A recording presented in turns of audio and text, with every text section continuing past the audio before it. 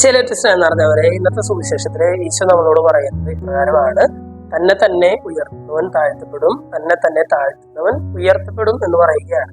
ഇത് പറഞ്ഞ് മനസ്സിലാക്കി തരാനായിട്ട് ഈശോ വളരെ സിമ്പിൾ ആയിട്ടുള്ള ഒരു ഉപമ പറയുന്നുണ്ട്. ഈശോ പറയുകയാണ്, നിന്നെ ആരെങ്കിലും കല്യാണത്തിന് അല്ലെങ്കിൽ വിരുന്നിനൊക്കെ ക്ഷണിച്ചാൽ നീ പ്രമുഖ സ്ഥാനത്ത് ആദ്യമേ തന്നെ കയറിയിരിക്കരുത്.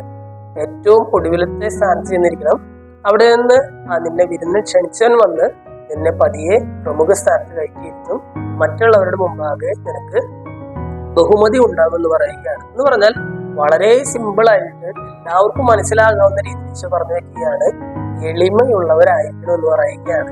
ഈശോ നമ്മള് എളിമയുള്ളവരാകണം, നമ്മളെല്ലാവരും ഈ സുവിശേഷ ഉപദേശം മനസ്സിലാക്കണം എന്നുള്ളൊരു ആഗ്രഹം ഉള്ളത് കൊണ്ടാണ് ഈശോ എല്ലാവർക്കും മനസ്സിലാക്കാവുന്ന ഒരു ഭാഷയിൽ ഈ ഒരു കാര്യം പറഞ്ഞു വെക്കുന്നത്. ഈശോ പറയുകയാണ്, നിങ്ങൾ എളിമയുള്ളവരായിരിക്കണം. എളിമ കൊണ്ട് ലോകത്തെ കീഴടക്കിയ ഒരു വലിയ വിശുദ്ധയുടെ തിരുനാൾ നമ്മൾ ആഘോഷിക്കുകയാണ്.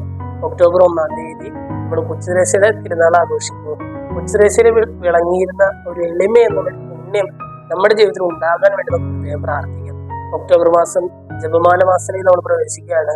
പരിശുദ്ധ അമ്മയുടെ ജീവിതത്തിലും ഈ പറയുന്ന എളിമ എന്നൊരു പുണ്യം അല്ലെങ്കിൽ വലിയൊരു പുണ്യം വിളങ്ങിയിരുന്നതായിട്ട് നമ്മൾ കാണുന്നു.